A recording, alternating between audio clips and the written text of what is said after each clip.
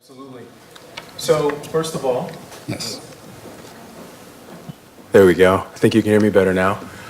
First of all, thank you. I was going to invite all of you to Texas, but I didn't think any of you would show up. So I thought it would make more sense for me to join you here. So thank you for coming. Thank all of you. So what I'm going to talk about today is a little bit about cloud SLAs, but I want to start in speaking about the various intricacies that make up just a moment here in regards to the cloud market as a whole. My remit and my team's remit is I'm senior cloud architect, and I also look after the group cloud architects globally for Dimension Data. That exists on 5 continents, 15,000 employees, as well as a myriad of salespeople that my team supports. So we have a very intricate understanding of what makes up an SLA, how an SLA affects application delivery, and how the overall infrastructure relates to the success of an ISV application architecture as well. So, to that point, there we go, that way.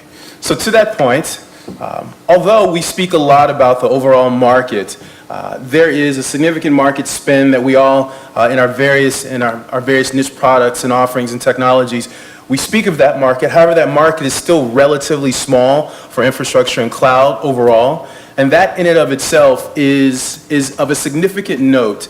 And that is because we still feel like there is a lack of enterprise applications currently deployed into the cloud. Cloud adoption today is primarily driven by 3 different initiatives. One of those primary initiatives primarily is the lack of speed by which an IT department can move to deploy core applications for an internal business. So essentially what that means from our clients, is that they're essentially going out and by credit card they are procuring assets to deploy their applications. And then in some cases they're negotiating larger contracts with cloud providers. Then there's always the corporate IT, where they have an overall cloud initiative and they have a specific relationship. By and large, let's be frank, that has been in the marketplace, primarily Amazon and Rackspace, and now I believe Dimension Data, which we'll touch upon momentarily. And I do believe that market is still relatively underserved as it relates to an overall SLA.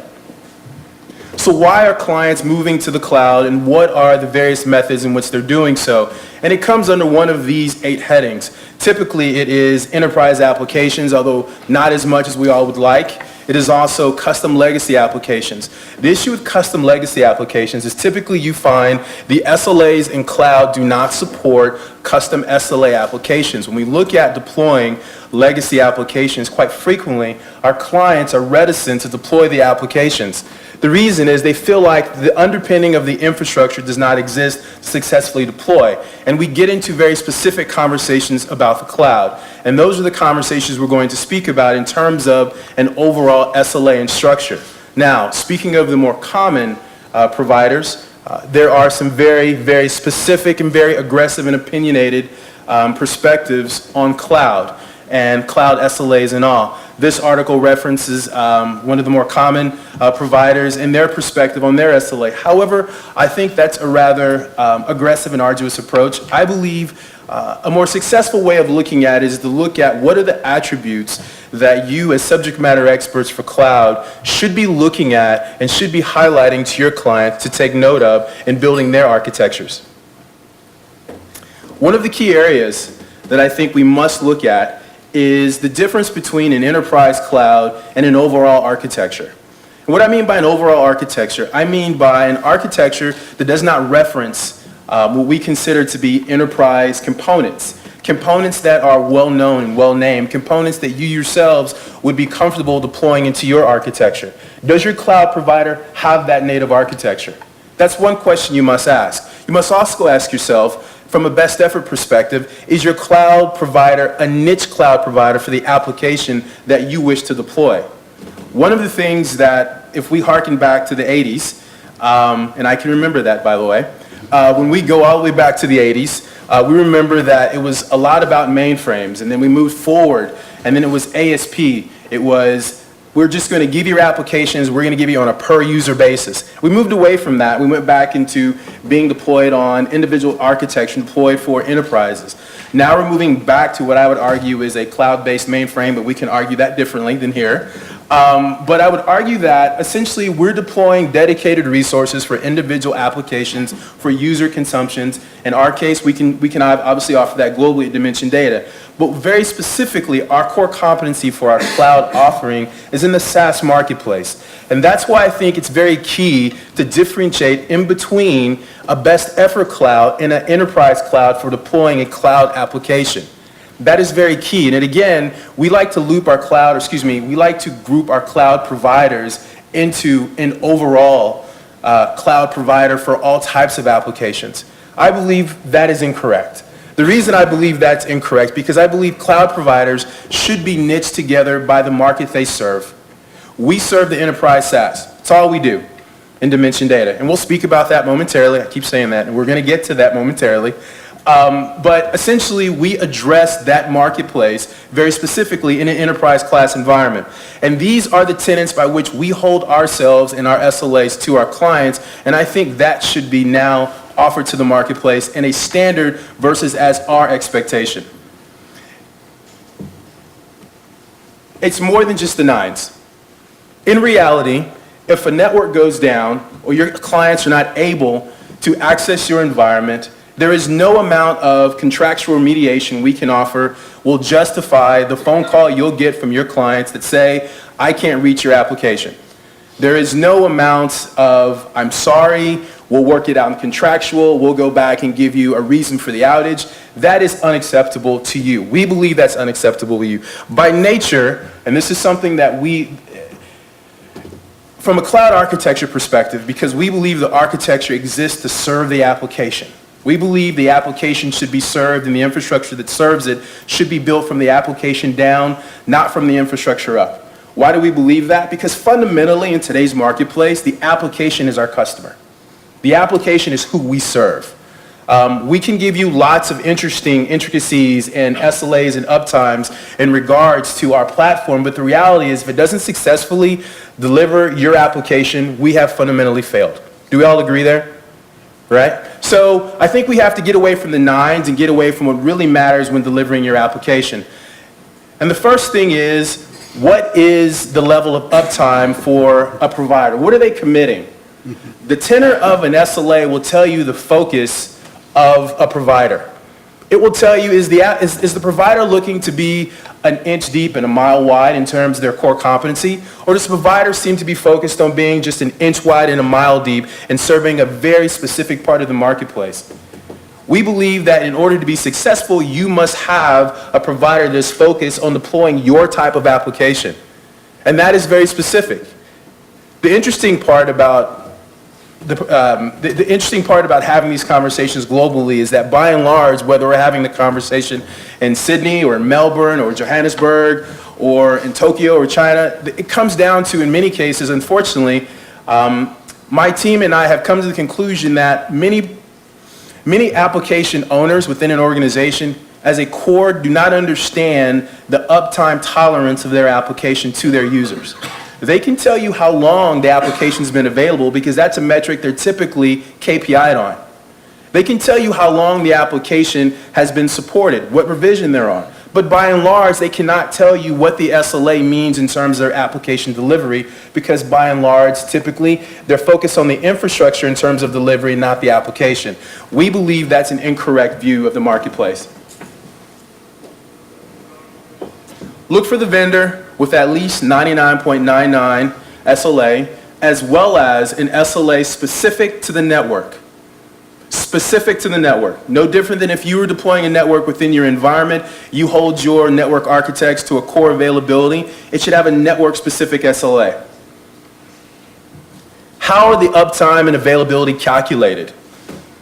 They are calculated over an average depending on where you're deployed, depending on do you have your individual application components deployed in multiple locations? Does that fall into a significant zone? That's all a lot of good information, but in the reality is, the focus is, does it mean that if you go down on the first day of your application being deployed, by default in some with some providers, that means you're still available? That's incorrect. An application SLA should apply starting the day that you deploy your application. That is the day by which you're measured, irrespective of the availability of the previous 12, 9, 36 months. And again, we believe that that is the way that it should be measured going forward. Fundamentally, and again, we say this fundamentally, we feel that application SLAs application consumption drives infrastructure, so the SLA should relate to the application uptime and availability.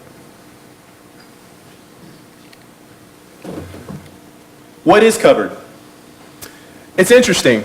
As we leave out of the United States, that great place, I find that there are different SLAs globally. I find that outside of the U.S., this is very interesting. Outside of the U.S., ISO is significant. Like, we can't go into an individual client without having an ISO certification. However, in the States, PCI and SAS 70 or SSA 16, the replacement, is more of a focus. And so it's interesting. So you have to have a relative facilities SLA, and that's got to drive down into your hardware SLA. That's got to drive down into an operating system SLA. The hardware SLA has to be a hardware SLA that is clearly articulated, and an application SLA. It is untenable and unacceptable as a provider that we or any provider in this space would be willing to give you an infrastructure SLA and not provide an application SLA. In other words, what they're saying is the road is still there. You can still drive. It's not our fault if the car doesn't work. That's unacceptable. Yeah. They gave you the car. That's how we view this SLA. We fundamentally view that the SLA should go all the way down to the application, because that is what you're delivering from our network. That is what you're delivering from our platform. Also, there's a sweet spot. There we go. What constitutes a failure? What means that you can't reach your application? One of the common refrains is the infrastructure is still available. How many have heard that before? The infrastructure is available, but the application is not being served. Well, that means the application is not being served. It doesn't mean the infrastructure is available or the storage is available. It means the application is not available. And again, that's core. If we're going to incent the marketplace to move to cloud, then we have to restructure and expect our providers to give us SLAs that allow us to do so. Right now, those SLAs are isolated primarily, and the onus is primarily on the provider of the application, not the service provider. And again, we feel like that is a fundamental misdirection within the marketplace. And lastly, it's the wrong direction. We'll just do that.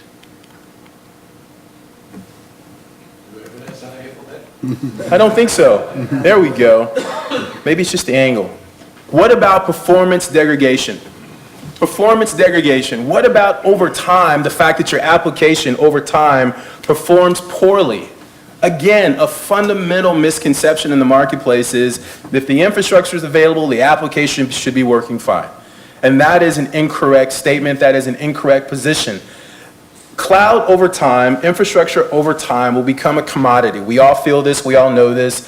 There's downward pressure in the marketplace already consolidating, compacting what we consider to be very great margins now. But over time, those margins will continue to be compacted. So what will we see? We'll see cloud becoming a commodity offering. So the application, delivery of the application will become key. To get in front of that wave, we also fundamentally believe that an SLA should impact both the unavailable and the lack of performance of an application over time. That does require the service provider to have a core competency in knowing your application. And again, it goes back to the fundamental position of you're going with the provider that is allowing you to be very wide in their focus, very niche in their focus. The very niche, then they'll fundamentally understand what it requires to deploy an enterprise application successfully. And what are the penalties for violation? There are always penalties for violation.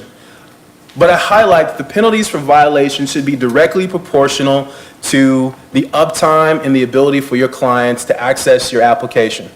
They should be punitive. The tenor of an SLA will tell you the focus of that provider. Is it to protect the provider and their ability to successfully deploy your application and be responsible for it? Or does it really allow that provider to take on some responsibility for successful deployment? That's the question you have to ask, and you have to ask yourself that core question before you deploy your application. It is not enough to simply deploy your application in a cloud provider that everyone uses. Cloud is real estate, your application is the tenant. That's what it comes down to. And like real estate, it's location, location, location. Will we all agree? It is location. It's all about location. Your application is the new tenant, and that is our customer as a cloud provider. So, what does that look like? And looking beyond the nines. Very briefly, I'm just going to give you a highlight of Dimension Data Cloud. I've spoken and highlighted some attributes that I think will be easy for us to, there we go. Still a large core organization, still $5.84 billion in terms of general revenue, but more importantly, what I like about the way that we offer our cloud services is we offer it as a core delivery mechanism and an underpinning of the other services that we offer. Our lines of business, the cloud business unit, which I represents a business unit within an organization, not unlike an IT department servicing the larger business organizations. Why is that key? Because my business units, the cloud region team for the EU, that's my client.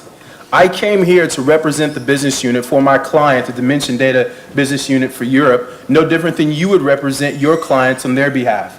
Within the business unit, I have responsibility for delivering our cloud product in every region, which means we have that responsibility of deploying our core applications, our SAP, our enterprise, our ERP, our Oracle, into our own cloud product to be delivered globally. So this is just a number of clients that we have over a number of different verticals. But what's core here is that these are core applications that are being delivered over our platform. Why? Because we focus here because these are all SaaS applications of their own. These are all core applications for these enterprises that consume and represent a large focus for them in terms of web-based consumption. And I am going to just make sure that I am within my time. So, and I do believe that there is a requirement for a homogeneous platform, a platform that can be deployed in the public cloud, that can also be deployed in a private cloud environment. Wherever the provider is in their cloud journey, that again is key. And being able to deploy a platform that allows them to take advantage of the benefits of cloud as they grow and mature their business. And we spoke earlier, I mentioned that you have to go with the provider that understands and natively has the capability of deploying infrastructure that you yourself would deploy in your environment. And that would be Cisco, VMware, EMC. Those are all the attributes that we have deployed. And just so we can show our global footprint, we actually have further density here in Europe. We're deploying a London MCP that sets a global London cloud, which will allow us to do high availability options in Europe, having already deployed our existing infrastructure in Europe. We have multiple cloud locations in each region, or we'll be deploying in each region. What's also not highlighted here is our deployment to be currently in progress in Sao Paulo. So we also have a South America point of presence as well. And then we have third-party represented, highly verified performance. And again, it's to underpin the enterprise application delivery. We consume our own SAP. Our own SAP ERP architecture is completely deployed in our environment. So it's 15,000 global employees accessing SAP within our cloud environment. And in summary, I simply want to bring to your attention 5 things that I spoke about in terms of the overall focus of cloud SLAs. Looking beyond the overall, just what's the uptime in terms of the nines, how are availability and uptime calculated, what's covered in the SLA, is what's covered in the SLA meaningful to the consumption of your application, is the failure and the requisite identification of a failure in an SLA, does that mean anything to you, and how do you augment that in your conversations? It is unacceptable to accept a web-based SLA. It is absolutely unacceptable. If you sign up to a web-based SLA because you're in a hurry, you get what you deserve.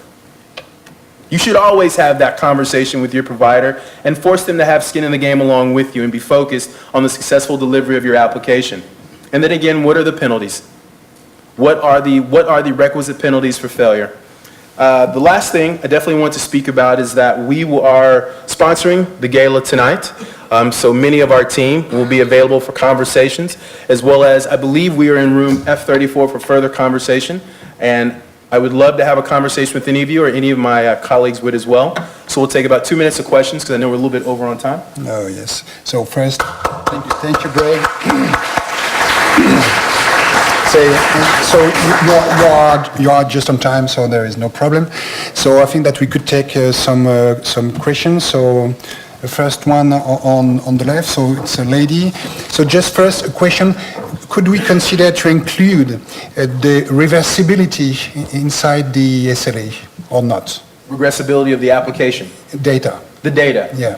You could, it depends. When you get into regressibility, you speak about an application viewpoint. So you have to give the provider the access to your application. So the first question you have to ask when you look at regressibility is you have to ask, does the provider offer those high-level management application services? We happen to, so I would say regressibility is and should be included in your SLA, and what is the remediation for failed regression, as well as what is a standard regression testing, a timetable, maintenance window, things of that nature for application regression in the event of a failure. Yeah, thank you very much. Greg, so? Yes, my name is Tina Vilassa from Konica Minolta.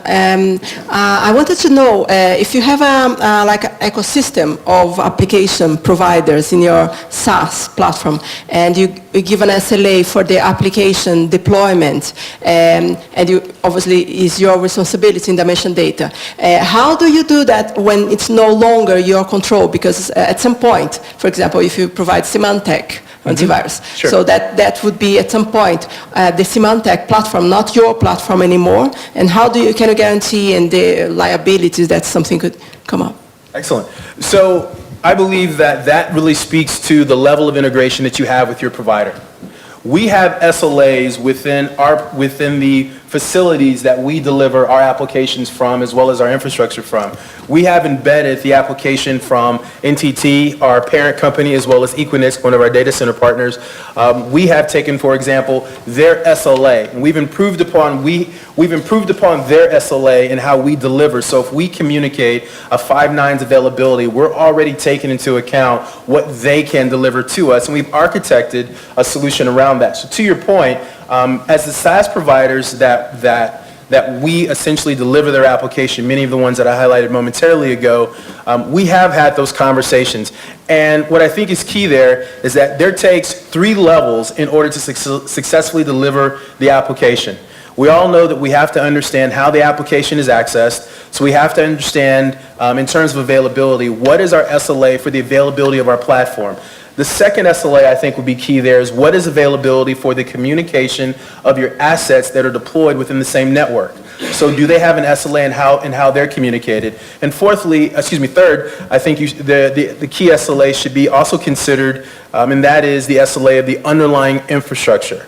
And those are all SLAs that we have in conversation with our SaaS partners. And that ecosystem has a base understanding of our platform, and then we further more granularly have discussions in order to understand what's being delivered. And to make that, and try not to go into too much of a technical conversation, but if an application is only available in a geographic area, then it's easy to create a high availability solution.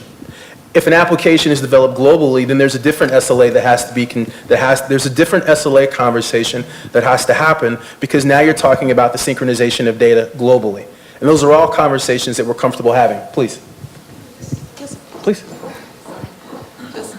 You mentioned the SLA, obviously the uptime. Yeah. It just occurred to me that you might have degradation of service. Sure. When you're doing all that, and something, like in the infrastructure that you're Yep. having. Sometimes there is the internet in Sure. your infrastructure as well. Sure. Sometimes obviously the internet's not guaranteed. Sure. How would you find pinpoint exactly the guilty part on your degradation Sure. of service, your SLA breach? So we offer a service that is being rolled out globally called application operations. And application operations is our responsibility to successfully deliver third-party applications for our clients. And that is the level of partnership that is required to truly be able to define exactly that question. From a provider perspective, we're very comfortable if someone simply wants to deploy an application and then be responsible for managing that application. However, I think as subject matter experts in cloud, you should challenge us to get familiar enough with your application to be able to identify trending information, to identify trending in your applications, to be able to forecast performance degradations based upon application utilization over time. We offer that service because, again, and I can't highlight this enough, we have a very narrow focus in enterprise applications and SaaS. To be frank, we prefer not to have websites are great, but we prefer enterprise applications. We prefer SAP, we prefer Oracle, we prefer complex applications because that does require the ability to truly have a partnership in successful delivery of the application to be able to define if over time the application is poor performance or as you have increased the amount of users accessing your application, we can start to see that the application itself is beginning to stress. And so it wasn't built for maybe this load. And we have to look at improving upon the application structure or otherwise. So, thank you.